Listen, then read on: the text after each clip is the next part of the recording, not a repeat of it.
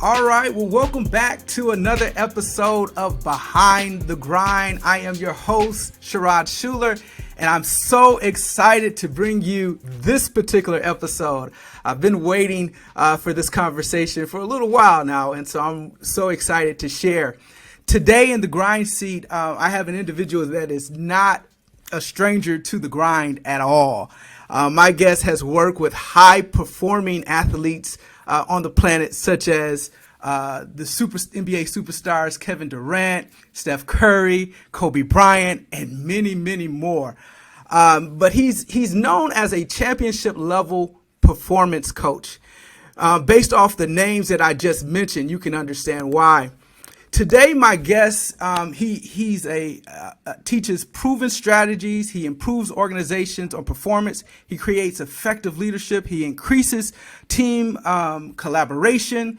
He builds winning teams is what he does now. He's worked with world-class organizations such as American Express, Pepsi, Starbucks, Under Armour. Again, you name it. He's worked with quite a few collegiate programs. And so, of course, you can see why I'm excited to bring him to the Behind the Grind program.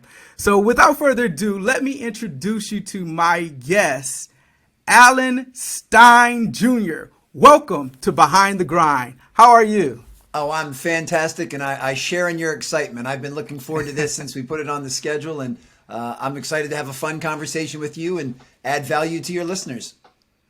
Man, I'm so excited. Again, I'm so glad that you accepted the opportunity to sit down with us here on Behind the Grind. This podcast, as you can hear by the title of it, is all about that grind. And so I guess I want to tell you a little bit about that. You know, I built this podcast program, as I was sharing with you, because I have a passion for mission. I have a passion for business. I have a passion for sports. And that sports passion goes back to my days of growing up in the city of Flint. I grew up during the era when we had quite a few athletes during that day. And I've observed so many athletes go on and to reach collegiate level and professional level. So, I noticed something. I took note a lot to their grind and what helped them achieve their success.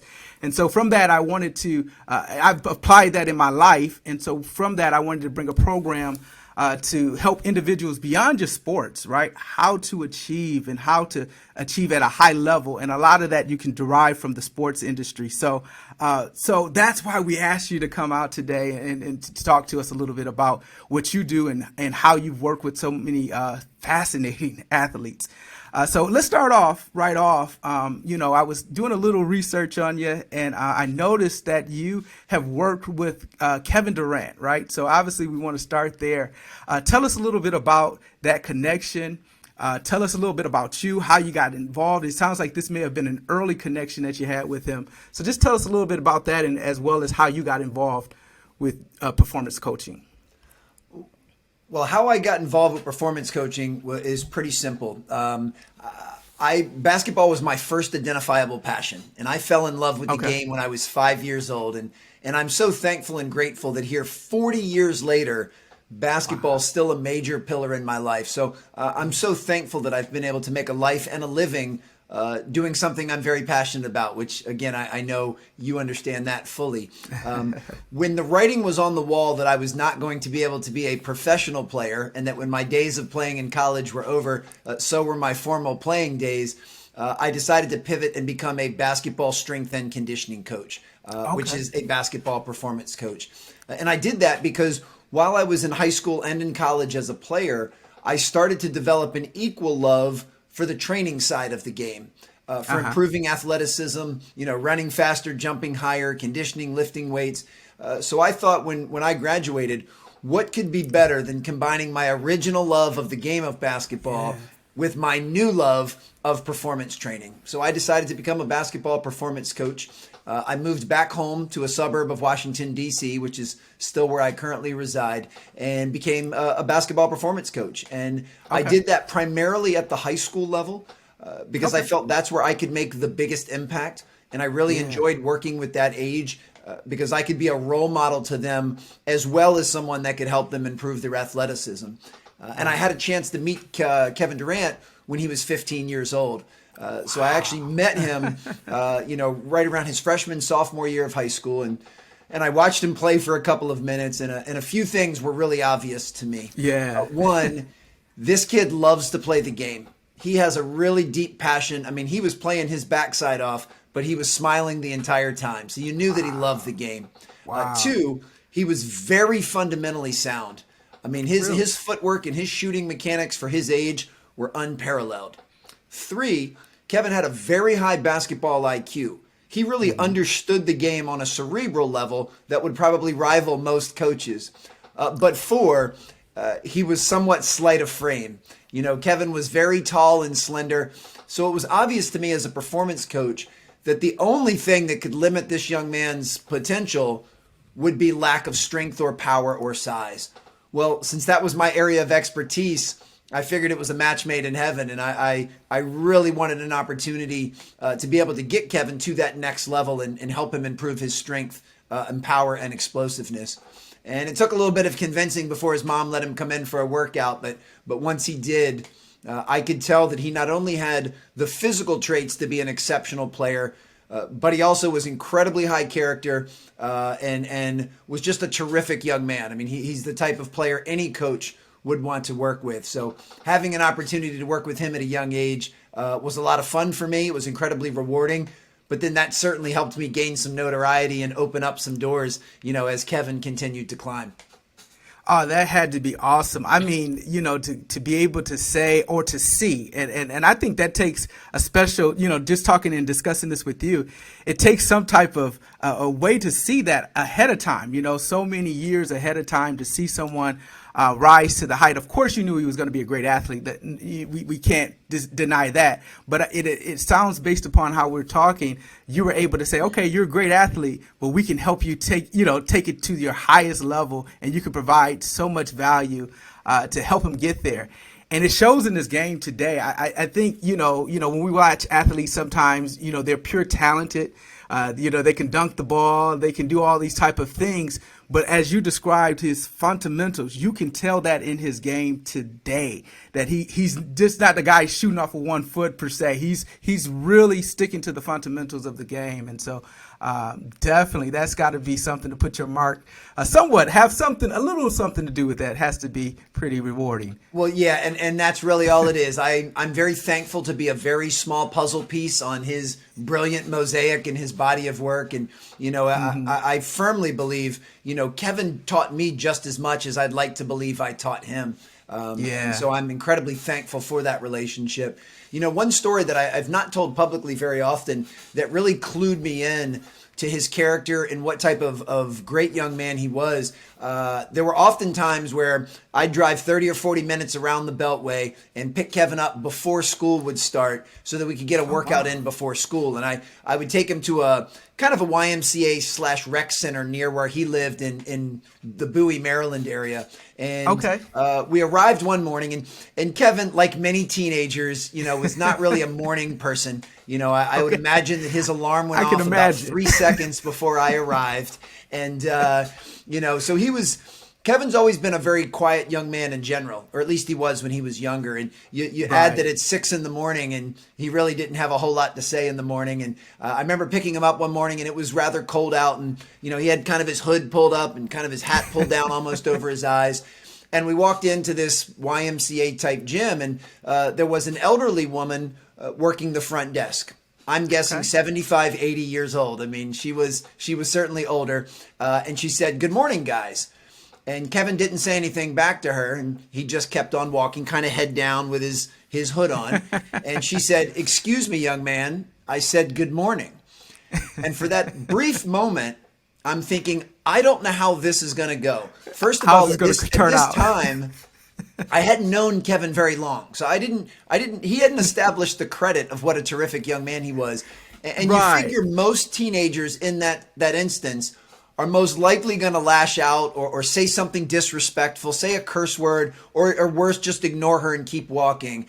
And I remember Kevin stopped and he turned around and he took his hood off and he said, "I'm sorry. Good morning." Oh, wow. And then went right into the weight room. And in that moment, I realized I'm dealing with a very high character kid here, someone that was raised with wonderful values and a respect for others.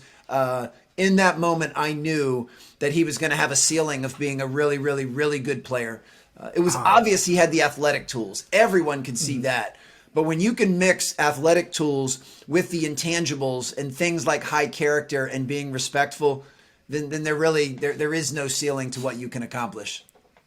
Oh, that's a wonderful story, and it speaks to it. And you can just again you see it to his game today. You had to know that there was some character built in him early on, and so again, that's just a testament of the hard work that he's put into it. Now, I want to shift a little bit, and of course, we're going to come back and talk about Kobe, but as well. But I want to shift a little bit. Early on when you're in this type of role, I'm imagining it's not the glam that we see today. You're not rolling with the NBA star. You're not rolling with all the guys that have everything going on. So these are your early days. You're getting into performance coaching, as you mentioned earlier. How is this? I mean, you're working with these guys. What causes you, or what fuels you to continue to pour in? I can only imagine you're probably, doing some other things too in conjunction with this as well. Well, I had my own training business, and my own training business specialized in working with middle school and high school age athletes, really of any sport. When I first started, I didn't know that I necessarily wanted to just focus on basketball. So I was training players in soccer, football, baseball, certainly basketball, a little bit of everything. But I kept realizing that my main passion was basketball. And while I have a deep and profound respect for athletes of every sport, because I've been a basketball player my whole life, there was just something that increased that connectedness. So, I'm thankful that I had an opportunity to work with a variety of different sports. And I really wanted to stay at that high school level, where I think my journey is very unique. And I'm so thankful for this. I was able to work with two different programs, high school programs here in the DC area that have produced dozens of players in the NBA. One of those is Montrose Christian, which is where Kevin Durant graduated from. And the other was DeMatha Catholic High School, which is where Victor Oladipo and Markelle Fultz and Quinn Cook. Yeah. We had a pretty long list of players there as well. And really focusing on the high school level, because as I mentioned earlier, it was not only an opportunity to help them with their athleticism and to bulletproof their bodies and to make sure they can run faster and jump higher, but it was also an opportunity for me to lead these young men and be a good role model and model, high character and model respect and things like accountability and communication and leadership. So that was always my number one target. But I was able to work with, dozens of players that are currently in the NBA before they made it to that level. Exactly. So I got to see the snapshot of what it takes to climb that mountain and become the best. Well, since I had an opportunity to work at those two programs, that garnered some opportunities with Nike and with Jordan Brand and with USA Basketball. So then I was able to work some events, and I was able to see players that had already reached that mountaintop. Kobe Bryant, LeBron James, Steph Curry, Chris Paul, Steve Nash. So I was able to see really the before and the after picture. What does it take to climb the ladder and become the best you can be? And what does it take that once you've reached that to maintain and sustain that level of excellence and continue to get better? So I'm so thankful that I've seen both sides of the coin of what that takes. And both different vantage points have really added to my perspective.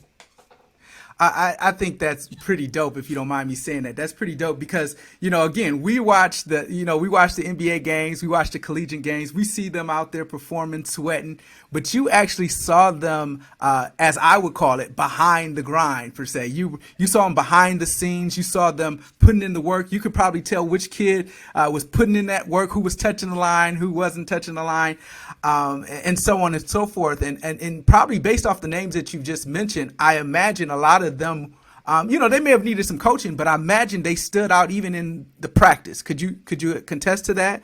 Oh, or behind absolutely. And the thing is, they didn't just stand out because of the physical. They stood Right. out because of the intangibles that you just mentioned. You know, those Right. guys were tremendous leaders. They were great communicators. They cared about their teammates. You know, they were all Yeah. gym rats. You know, they were the first one to the gym, and you'd have to kick them out of the gym at the end of the night. So yeah, it was that blend of the physical, the mental, and the emotional is when you say, Yeah. okay, this kid's got a chance. But even with that, there's no guarantee. You know, I would All never right. do it because I would never disparage a young man. But I could give you a pretty long list of players that at the Yeah. high school level looked like they would be NBA All-Stars, and they never quite were able to get to that level because they didn't make good decisions in their lives, or they didn't surround themselves with people that would uplift them and empower them, but instead they Right. surrounded themselves with people that were constantly, you know, undercutting them and undermining them. So, you know, it just because someone showed that type of promise at a young age, there was certainly no guarantee. They still had to put in the work consistently, make great decisions, and surround themselves with good people to have that chance. And the names that we've just mentioned, like a KD or a Victor Oladipo, certainly were able to do that. That's got to be awesome. Now, I read somewhere also, or I think I saw somewhere also, you worked, as we mentioned earlier, with Steph Curry, or you witnessed him as well. What was that like? Yeah, so I had two different opportunities where I got a chance to work with Steph. One was at the Kobe Bryant Skills Academy in 2007. Steph was actually a college counselor at that event. He had just finished his freshman year at Davidson. So this was really before he blew up on the Okay. national or international stage. This was Yeah. before he became the Steph Curry that we all know now. So seeing him in that element was really special because we could tell, all of us coaches could tell, there was something very unique about this young man, that his Right. approach and his work ethic and his mindset and his routines were just unparalleled. And then right before the draft, he signed, at that time he was with Octagon, an agency that's located near here in the DC area. So his agent brought him here for a few weeks to do some pre-draft training, and I had a chance to work with him again, which was really awesome. I mean, at that point we had known each other, and you know, he's like KD, is such an easy person to work with because he's very highly intrinsically motivated.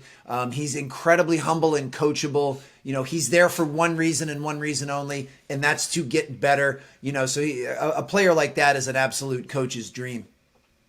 Yeah, I mean, even just talking about it. I mean, we talk about the size and the things that KD had, but we look at when you take me back to Davidson, I'm just imagining this little small guy. I mean, obviously he's bigger than me, but this small guy that really put in the work to really do it, and we're seeing it today, seeing it on display, and he's just making everyone amazed at what he does. And so again, it's this relationship that you have, some type of way you're still able to see these individuals before they've become what the rest of the world is seeing. Oh, now, for sure. we won't spend all day talking about these players, but of course, like I said, I'm a guy that loves basketball, and I grew up watching all these guys, and so it's fascinating. Some of my listeners may enjoy it, some may not, but we'll get to some business things here in a minute. But the one conversation we do want to talk about is the late Kobe Bryant. I know you've had some interaction and some dealings with him as well. Can you share with my listeners a little bit about how that came about and what that was like? Most certainly. Well, the first time I met him was at that 2007 Kobe Bryant Skills Academy. So what Nike decided to do to kind of change the landscape of summer basketball was they wanted to hold some flagship events that went back to teaching the basics and the fundamentals of the game. And they figured the best way to do that was to get their highly touted players and the best players in the NBA that were under Nike contract to be kind of the main focal point of each of those camps to help teach those basics and those fundamentals. You know, I mean, and in 2007, I mean, Kobe was at the height of his career. I mean, he was the best player in the game. So it was certainly an honor for me to be able to get to work that event. And, you know, I got to see firsthand in a private workout that he did, as well as the way that he interacted with the campers, just what made him so great, and kind of got a sneak peek of that Mamba mentality, which is really a concept of, I'm going to drill down on the fundamentals and work towards mastery. and I'm going to outwork everyone during the unseen hours so that I deserve the right to be the best player to have ever played the game. And that was his approach. And, when I got to watch him work out, he did very basic drills. There was nothing flashy about what he was doing, but he did them with unparalleled focus, and he did them with unparalleled precision and effort and intensity. Whatever he was doing, he was all there in mind, body, and spirit, and he gave it his best. And he's someone that really understood that the way you become exceptional in anything is by mastering the fundamentals and the basics. So he never skipped steps. He never, got that shiny object syndrome where he was trying to do things that weren't going to actually make him a better player. He stuck to the nuts and bolts of what it takes to be excellent, and it was really amazing to see. And that's one point that I certainly want to make, and that's why I love the title of your show. Whether it's Kobe or Steph or KD, it's hard for most people to comprehend how much work they put in during those unseen hours. That if I don't know if Golden State's playing tonight at the time of this recording, but if they play tonight and Steph drops 60 points, most of the world is just, mind blown by that. But when you see the type of work that he puts in the unseen hours, it becomes less surprising, and it actually becomes more expected. I mean, you're talking about a young man that has made millions of shots in empty gyms when no one else is watching. So why would you be surprised when he can drop 60 when all the lights are on and the cameras are on and the cheerleaders are dancing? I mean, that's what he has trained himself to do. And the level that these guys perform and the sheer amount of effort that they put forth during the unseen hours is really mind-boggling. And I try to take that same approach in everything that I do. If I'm preparing for a keynote to give, I want to make sure that I've done everything in my power to be as fully prepared as I can, so that when the lights come on and the microphones are hot, I can just go there and be present and have fun. That's awesome. So that's a good segue to where I want to go now. I definitely want to talk about that. You are, I see you blazing it out there on the speaking circuit, right? And you're speaking, and organizations are bringing you in, and it's to talk to their organizations about raising their game. I believe that's the name of your book, Raising Their Game, and you're talking through all of that. How do you translate now? So how do we translate that sports mindset and talk to individuals who may have no clue what sports is like? They may not have a clue about who Kobe Bryant is. I don't know who wouldn't, but let's just say they don't. How do you translate that in your speaking career? Well, what I do is I take the principles that have the highest utility. So it's really principle based. So while I think people will have a better appreciation for my programs if they do know a little bit about sport or have some experience in sport, but it's definitely not a requirement. My goal is to say, all right, what are the mindsets and the disciplines and the strategies and the principles that we can learn from sport that also apply to business? And that's really my goal, is to translate those. I like that you chose that word, and be able to translate those in a way that say, hey, even if you don't like basketball, you don't watch basketball, if you've never heard of Kobe Bryant, you can still live your life by these principles, and these types of strategies and disciplines will help you improve your business. That's what's most important. When it comes to speaking, what's most important is the audience. It's not about me, it's about them. So I have to figure out what would be most valuable to them. Same thing with this podcast. I mean, I'm honored to be on your show, and my only goal is to deliver as much value to you and your audience as I can. That's all that matters to me. I'm not here to talk about what I want to talk about. I'm here to talk about whatever you will find most helpful. And I take that same approach, in speaking. And honestly, that's the approach most good businesses take when running their businesses, is where, they listen to their clients and their customers, and they say, okay, how can we be of best service to them? What are their pain points and their challenges? As a business, what problem do we solve? Because ultimately that's what a business is. A business solves a problem for you. Now, if they're in the entertainment world, the problem they're solving is boredom. Their problem is, but every business ultimately is solving a problem, for a specific group. Yeah. And that's the goal. So I love taking those strategies and principles and showing folks how to apply them. And if they do have an appreciation for sport, and in particular, if they do follow and love basketball, then it just makes my job that much easier.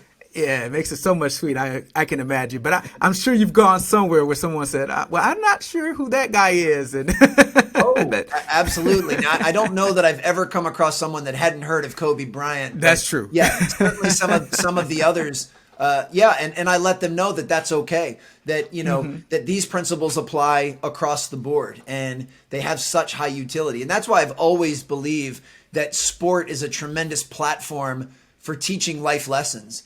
I'm in my mid-40s. I have 3 young children, and I encourage them to play a variety of different sports for those same reasons, that I know sports will help reveal their character and will help teach life lessons and important concepts that are very hard to learn anywhere else, And as a parent, I want my children learning from a variety of different resources and platforms, and sports is one of the top ones for sure.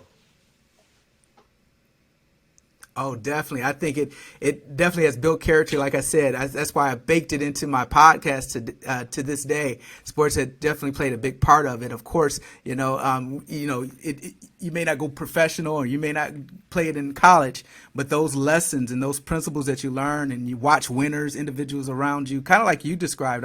Like I said, I've watched individuals who knew how to win, and so I've learned how to, in some cases, apply that same approach in the sales environment, right, or in the leadership environment, because it's necessary. And so, with that being said, let's speak to that. If you're a leader out there and you have salespeople, how do you motivate salespeople? I know it's similar to the sports world. How would you go about approach motivating the sales force if you got a huge target to reach, a huge thing to achieve? Well, first and foremost is to get clarity on what it is that you're trying to achieve, and one of the reasons I love working with sales groups and sales professionals and sales organizations is they tend to resonate with that athlete mindset.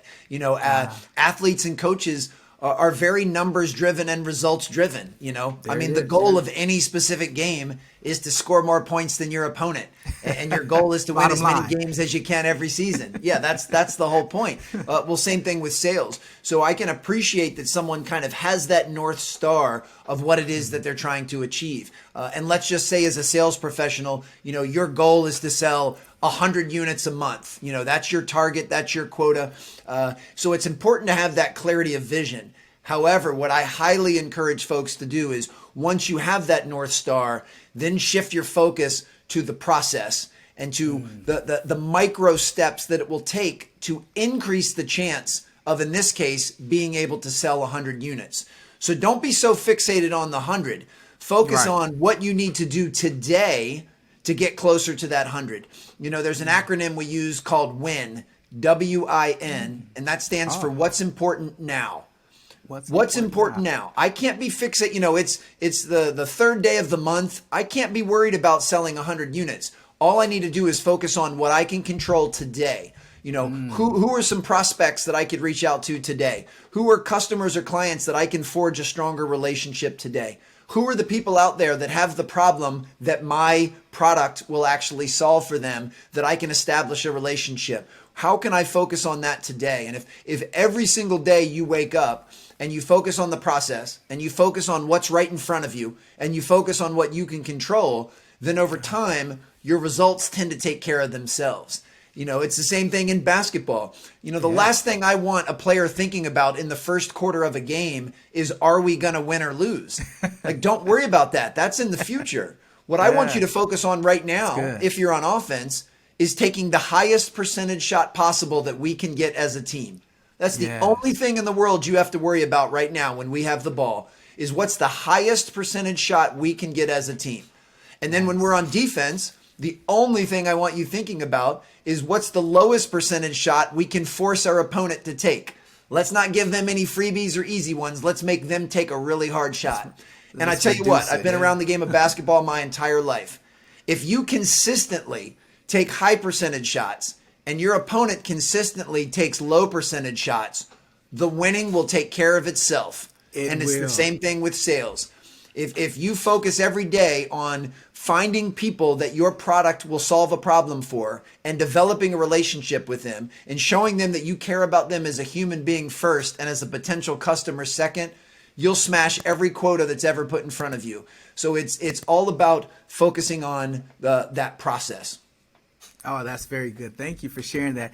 Now, I may have some listeners out here that may not be in the sales world, but they may be more like an entrepreneur, you know what I mean? Or let's just call it a self-employed individual, right? They eat, based upon that. They may not have anybody else that they're responsible for, but, they're solely on their own. And, obviously we just hit COVID, different things happen and life happens.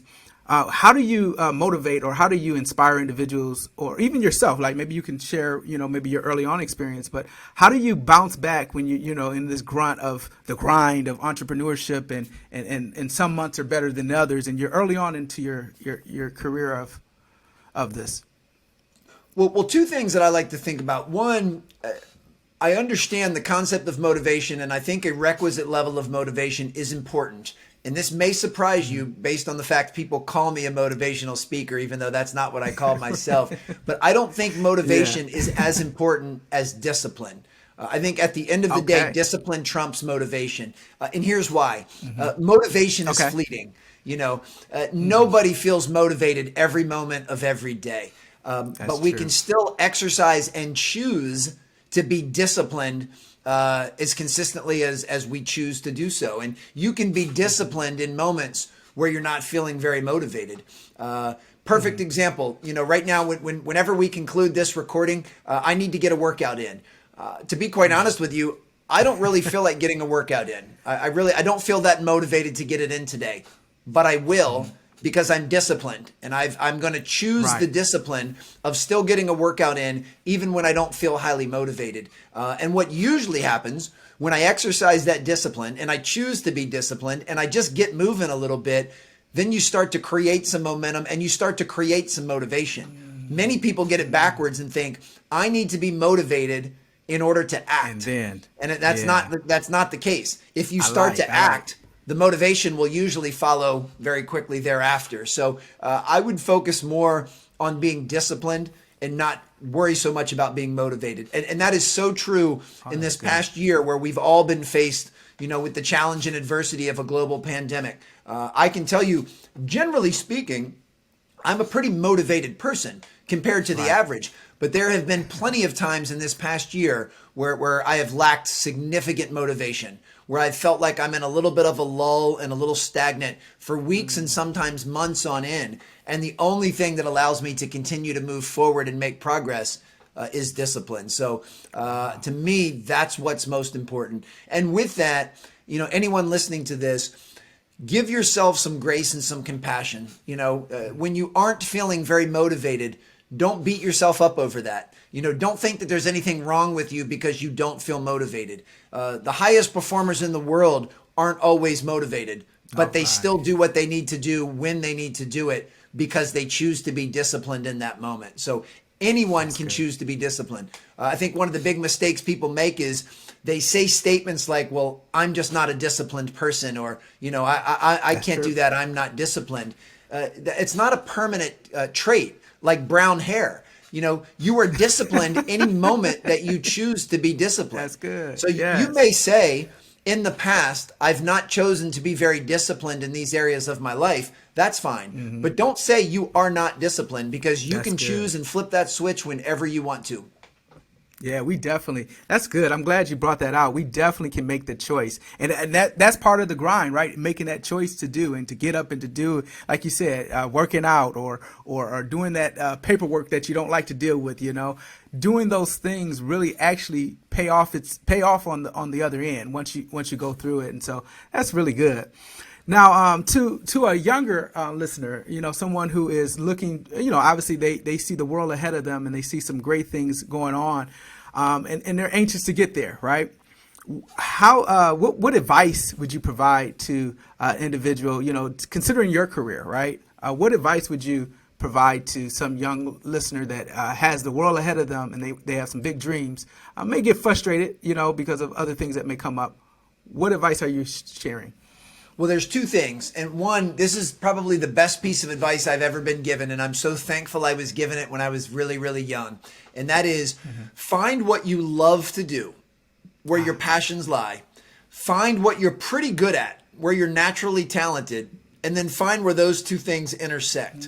And wherever those two things intersect, that's going to be your strength zone. And the more time you can operate in your strength zone, the happier and the more fulfilled and significant you'll feel. Now, don't get that confused with comfort zone, because I'm a huge believer in stepping out of your comfort zone in order to make improvement.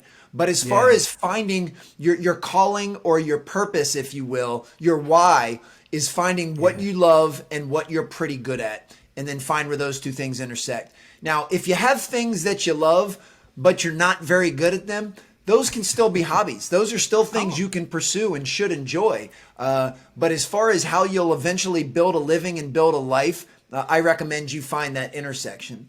And the other piece of advice that I hope folks find really helpful, I know comparing aspects of life to a GPS is getting a little bit cliche and played out, but there's so much truth behind it. And here's what I want folks to take away. When you're young, there's really only two things that you need to know. You need to know where you are at the moment, self-awareness, and you need to know where it is that you're trying to go. Where's that North Star? And those are the only two pieces of information you need for a GPS. GPS needs to know where are you at this moment and where are you trying to go? What address are you now and what address are you trying to go? And here's the thing. Your GPS doesn't care where you were 2 days ago. Your GPS doesn't even care where you were 5 minutes ago. Your GPS only cares where you are right now at this moment. And while we should all learn from the past, it's so important that we don't get stuck in the past. So don't worry about where you were 2 years ago. Focus on where you are right now and where you want to go. And then as we discussed earlier, then the whole key to life is the journey in between those 2 points, where you are and where you're trying to go, who you are and who you're trying to become. Those are the only two things that matter. And the whole point of life is filling in the in-between and figuring out what is the process and the system for getting there. And I'm going to tell you now that it's not going to be a straight line. I'm going to tell you now, you are going to miss some turns. You are going to make some mistakes. You're going to get off on some exits that you shouldn't have got off on, but that's part of the journey. Yes. But here's another thing that makes me laugh about GPS. So if you're following GPS and you're driving around Atlanta and you happen to miss a turn, what does your GPS say to you, Sherrod? Oh, it tries to reroute you. It tries to get you back on track. Yeah, that's all that it says. It just says, and it usually says it in a very sterile voice, rerouting. It doesn't say, Sherrod, you're an idiot. It doesn't say, Sherrod, you're never going to get there because you missed the turn. It doesn't turn itself off. It just says rerouting. And that's really how we need to approach it. So just know you're going to make mistakes. And when you make a mistake, just reroute. Don't beat yourself up over it. Don't compound mistakes and make them worse. Just reroute. And then when you make another mistake, just reroute again. Just look at it as information.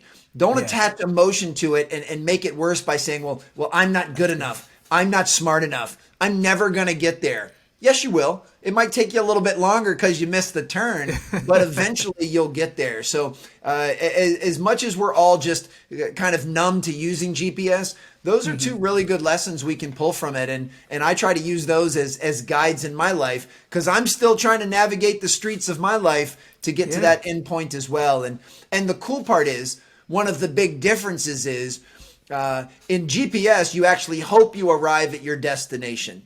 For me personally, I don't ever want to arrive. It's the journey that's the fun part. I hope I never become the person I'm capable of, because then it's over. Even on my deathbed, I hope I'm a few inches away from complete self-actualization, because that's what life is. Life is in between those two different points.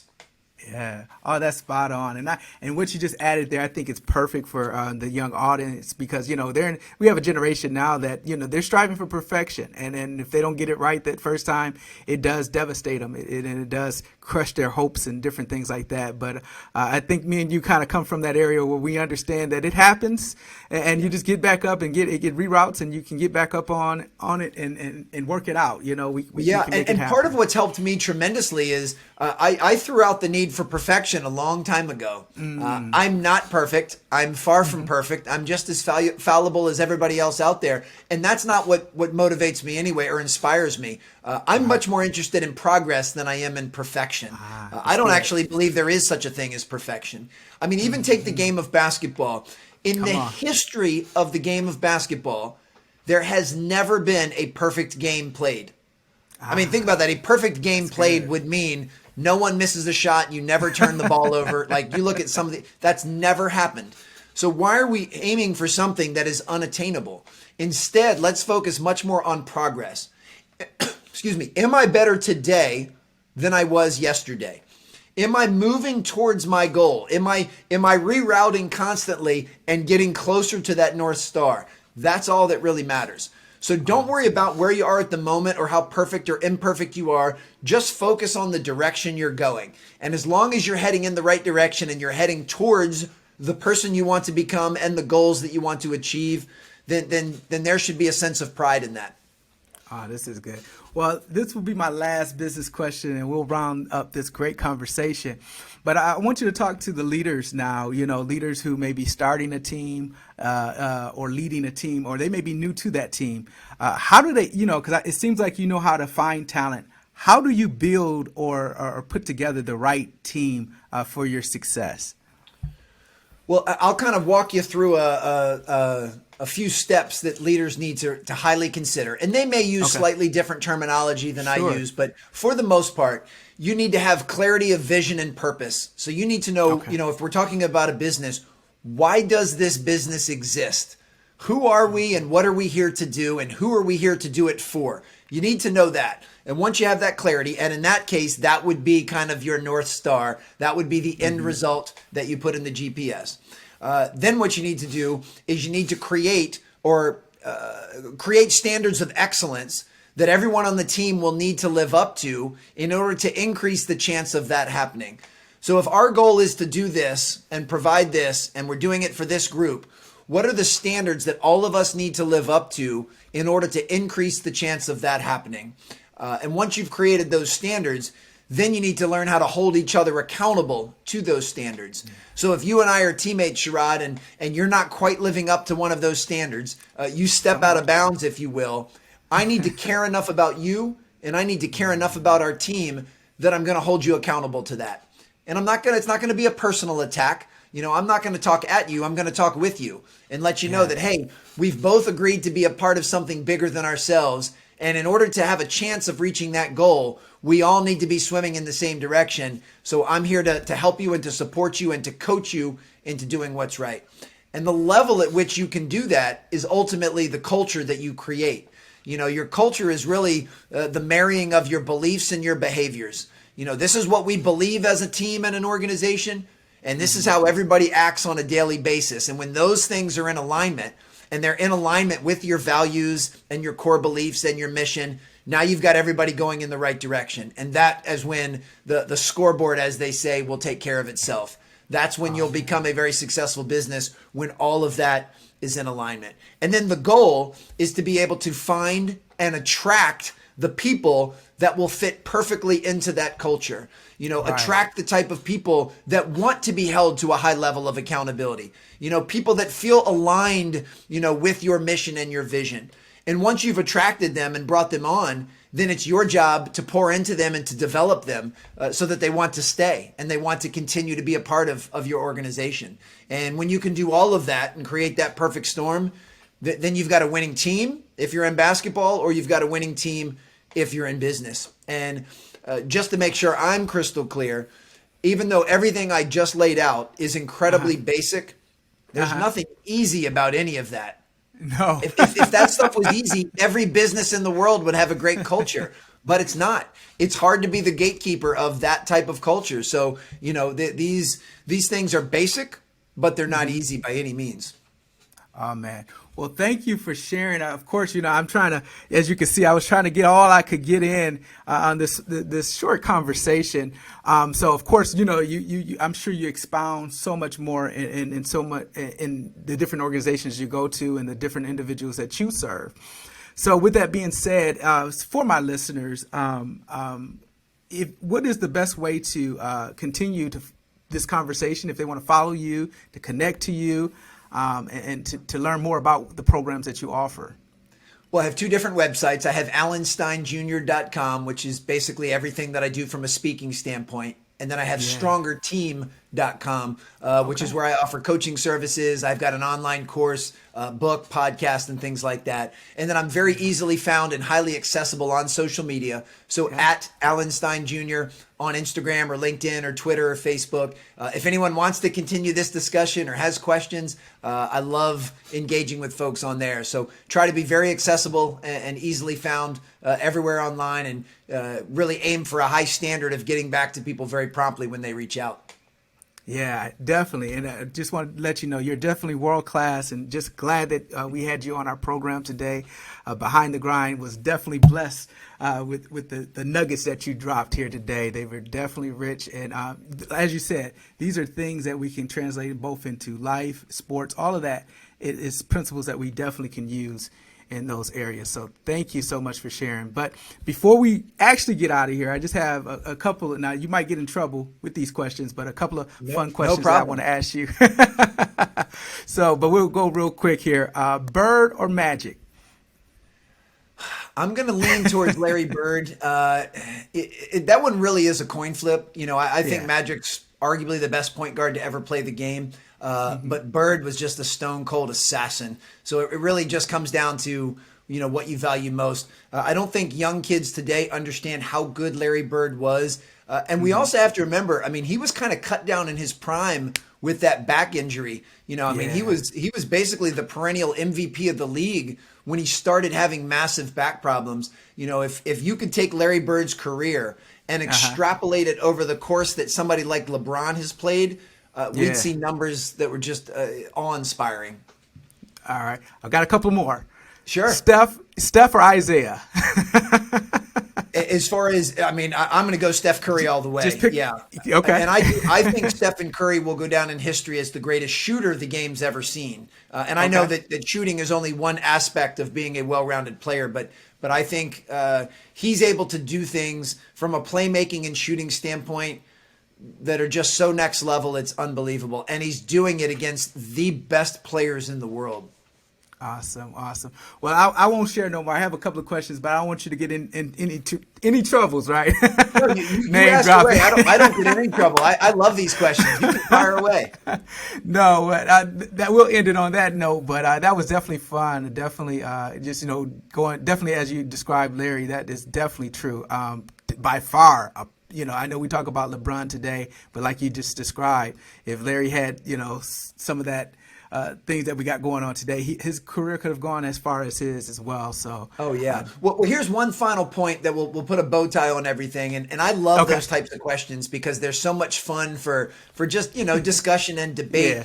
But one thing we have to realize, especially as a society, that when you ask someone kind of a binary question like that, if I say Larry Bird, I certainly hope that in no way diminishes the greatness of a Magic Johnson. Come on. I mean, that's true. Magic Johnson is one of the best winners of all of team sports, and just was just so unbelievable. And the reason I bring that up is, everybody's always talking about the Jordan versus LeBron debate and which one's better, Jordan or LeBron. And, no matter where you fall on that spectrum or who you vote for, because of my age, I tend to lean a little bit towards Jordan, of course, but I don't ever want to take anything away or diminish the amazingness of LeBron James, the astounding career and longevity that he's had. I mean, you're talking about a guy that's closing in on 2 decades of playing at the highest level, and he's still the king.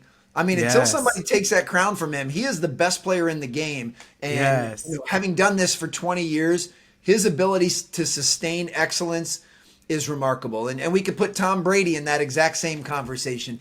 So when you lean in one direction based on these preferences, don't ever take that as the other person just that there's anything bad about them, because that's so not true. I'm glad you shared that. I mean, it's so true that nowadays we are into this black or white, right? This way or that way, and so you're so much right. It doesn't take away. I have so much appreciation for Bird and Magic, although I grew up in Detroit watching the Bad Boys and so forth. So of course I'm going to go with Isaiah, but but these guys definitely take have such a great careers and different things of that nature. So appreciate and you know bringing what will be that fun. up. So I mentioned I've got 3 young kids. So I have twin sons that will be 11 next week, and I have a daughter that'll be 9 in June. And assuming I'm still around 20 or 30 years from now, which I hope that I am, and my children are now my age, it'll be fascinating to see what conversations we're having then. Because at some point, someone's going to come along and we're going to say, all right, is this guy as good as LeBron? Or, we're going to be making new comparisons because all sorts of young athletes will matriculate up and become great players. So it's going to be fun because, when I look back in my parents' day and age, it was, Lou Alcindor or Wilt Chamberlain or Bill Russell, and then that went to the Bird and the Magic and the Isaiahs. And then that goes to kind of the Jordan era. And then it's the LeBron era. It'll be so fun to see what the next era produces and who we have this conversation about, in 30 years from now. It'll be awesome. I mean, we're seeing the rookie now, Melo, balling out right now. So there's different people that are still coming up on the scene. We're anticipating what his career can blow up into. It's exciting to see how they mature on. So, any final thoughts before we get out of here, Alan? No, one thing I want to say just from an evolution standpoint that I was completely wrong about Melo. That I did not think he was going to be going back 3 or 4 years ago.